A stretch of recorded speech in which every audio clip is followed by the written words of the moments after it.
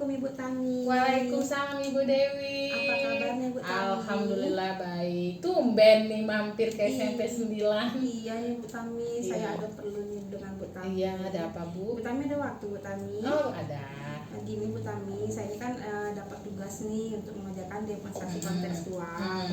Itu modul 3.1. Nah kami itu ditugaskan untuk mewawancarai 2 atau 3 kepala sekolah. Nah kebetulan Ibu Tami kan kepala sekolah di Iya. SMP Negeri 9. Ibu bersedia Bu kalau saya wawancara Bu? Boleh, silakan jika ada yang bisa saya bantu, mungkin akan saya bantu. Iya baik, terima kasih ya Bu Iya. ya. Nah baik ya Bu ya, kita mulai ya Bu ya. Nah selama Ibu Tami menjadi kepala sekolah di SMP Negeri 9 ini, apakah Ibu pernah menghadapi suatu masalah sebagai seorang pemimpin, di mana masalah itu menimbulkan dilema bagi Ibu? Dan kalau memang ada, bisa nggak Bu Ibu menceritakan permasalahannya dan bagaimana Ibu menyelesaikannya? Yang mana ya Bu ya? Kira-kira kasus yang mana ya?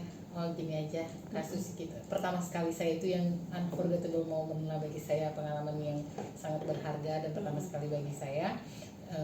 Masalah yang menimbulkan dilema di sini kita ambil yang kemarin, yang terdekat kemarin, yaitu pada saat PPDB, penerimaan mahasiswa baru. Saat penerimaan siswa baru, seperti Ibu Dewi ketahui kan, di mana kita penerimaan itu jalur zonasi.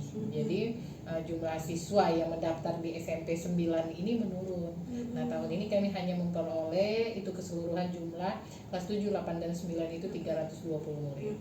Dengan jumlah murid tersebut maka kami hanya membuka 3 kelas untuk kelas 7 yang tadinya 4 kelas. Nah sekarang karena menurunnya murid itu menjadi 3 kelas. Padahal Ibu tahu sendiri kan, kami memiliki 25 guru. Dengan demikian terjadi jumlah kekurangan guru pada tahun ini. Kelebihan guru, bukan kekurangan ya. Kelebihan guru pada tahun ini. Nah, padahal sebagian besar guru kami sudah bersertifikasi. Nah jadi saya bingung saat itu antara akan memberhentikan guru yang belum bersertifikasi atau mempertahankan mereka. GTT maksudnya ini kan, padahal kondisi keuangan juga tidak stabil. Jika murid yang diperoleh sedikit maka keuangan kan sedikit, seperti itu. Jadi pernah ya Bu ya mengalami dilema waktu itu PPDB, ya? PPDB itu pertama sekali saya menjadi kepala sekolah, jadi unforgettable moment lah buat saya. Jadi pengalaman yang yang tidak pertama yang tidak terlupakan bagi saya gitu, karena pengalaman kita masih sedikit baru gitu dalam menghadapi hal-hal yang seperti ini gitu Bu Dewi. Baik Ibu. Kemudian bagaimana itu Ibu dapat mengidentifikasikan bahwasanya kasus yang Ibu alami itu adalah dilema etika ataupun bujukan moral? Jadi apa Bu? Oh dilema etika ya? Mengidentifikasi bahwasanya kasus yang Ibu alami ini adalah dilema etika, yang ini adalah bujukan moral.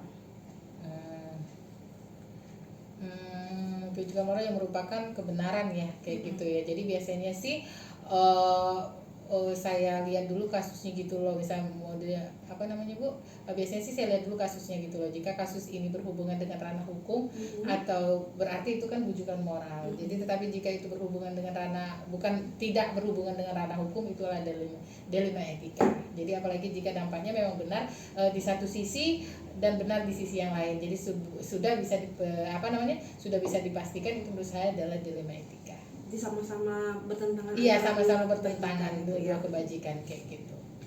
Nah, selama ini bagaimana Ibu menjalankan pengambilan keputusan di sekolah ini? Terutama tadi untuk kasus-kasus yang mengalami yang sama-sama penting atau yang sama-sama benar, yang mengandung nilai kebajikan. Yang mengandung nilai kebajikan gitu ya Bu ya. Menurut saya sih lebih memilih nilai kebajikan. Misalnya kan yang harus dijunjung tinggi ya Bu ya. Karena dengan menjunjung nilai kebajikan seperti sama itu misalnya saya mengkonfirmasikan masalah kepada yang berkepentingan, kemudian yang kedua berdiskusi dengan para wakil-wakil sekolah misalnya kan, dan pengawas pembina. Yang ketiga adalah biasanya saya merefleksikan bagaimana kalau saya ada di posisi mereka, hal seperti apa gitu loh yang saya inginkan atau saya ingin diperlakukan seperti apa, seperti itu. Ya berarti Ibu menempatkan posisi Ibu di posisi mereka. Iya seperti itu. Jadi inilah yang saya refleksikan kepada para wakil-wakil saya seperti itu dan guru-guru yang lain.